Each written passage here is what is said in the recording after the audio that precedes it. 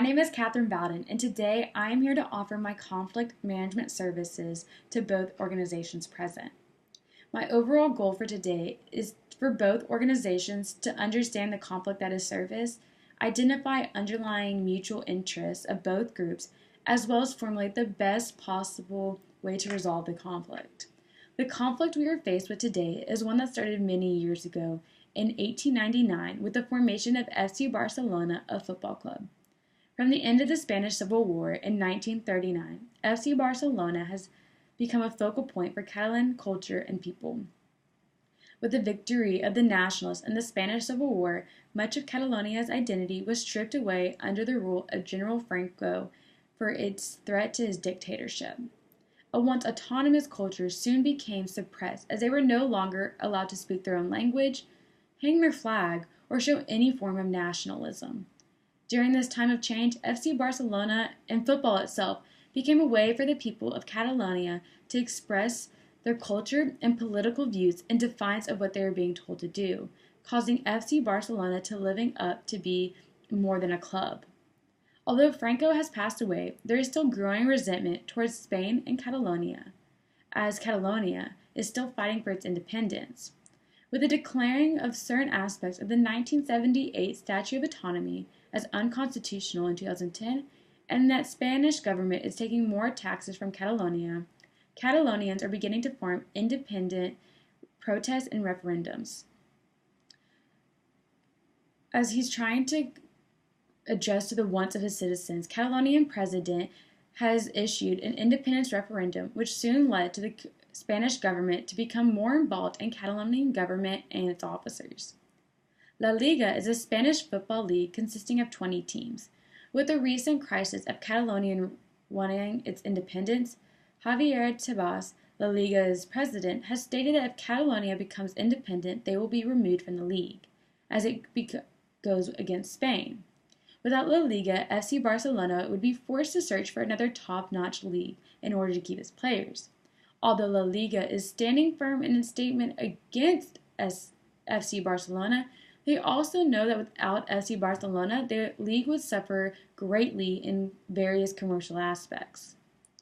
Some of the underlying mutual interests that are apparent between FC Barcelona and La Liga is that FC Barcelona would be left in search of a new league without La Liga, and that La Liga would risk viewers and profit without FC Barcelona. Being that La Liga is one of the top Spanish football leagues, being excluded would leave FC Barcelona in a bind. There would soon have to search for another competitive league in order to keep its star players in the program. If they are unable to find another league, their players will leave and the team will end up having to disband.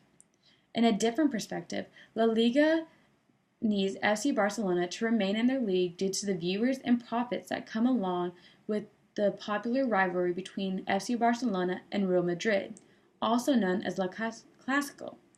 This link between FC Barcelona and La Liga generates a ton of views and capital for the sport, and without it, many people might not be willing to invest their time and money. In order for there to be any resolution to this conflict, I believe both sides need to communicate verbally in an unbiased manner.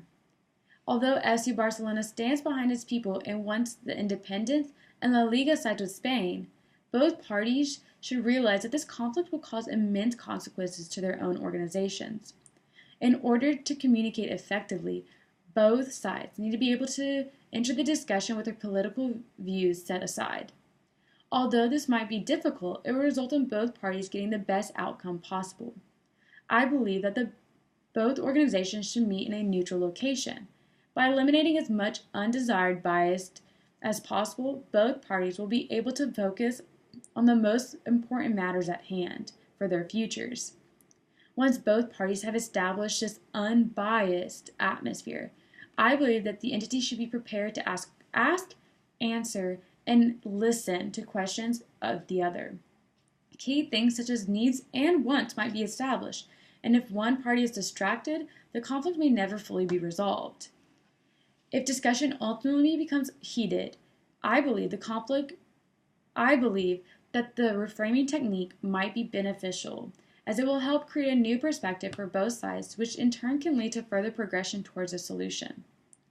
In this situation, integrated bargaining is the best form of negotiation to use in solving the conflict. With this tactic, both sides will come out benefiting. Both parties will collaborate in order to find the solution that will best result in a win-win solution. A mutual agreement will be formulated based on the interests of both sides.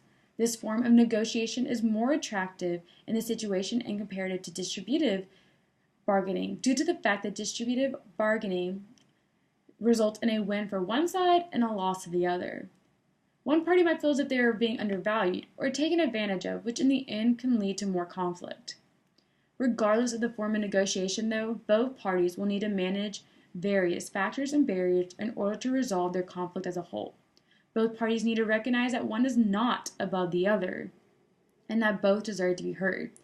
In regards to La Liga, they will need to be more willing to work with FC Barcelona if Catalonia does become independent. Their choices do not have to be completely one-sided. If the end result of the political feud is that Catalonia becomes independent, La Liga could allow Catalonia and FC Barcelona to play in certain games without remaining completely part of the league. By allowing them to do this, La Liga would benefit as well as not completely going against what it believes in. For FC Barcelona, the organization will need to be more aware of the effects of the political uprising that take place. Regardless of the political views of those who are on the team or running the team, the sport itself should not be politically based. FC Barcelona could compromise some of the heavy political views it portrays and encourages members to be more civilized and their approaches to be heard. The club can still be proud of its background without compromising involvement as a sport in a whole. I want to thank y'all for coming and listening to my advice regarding this conflict.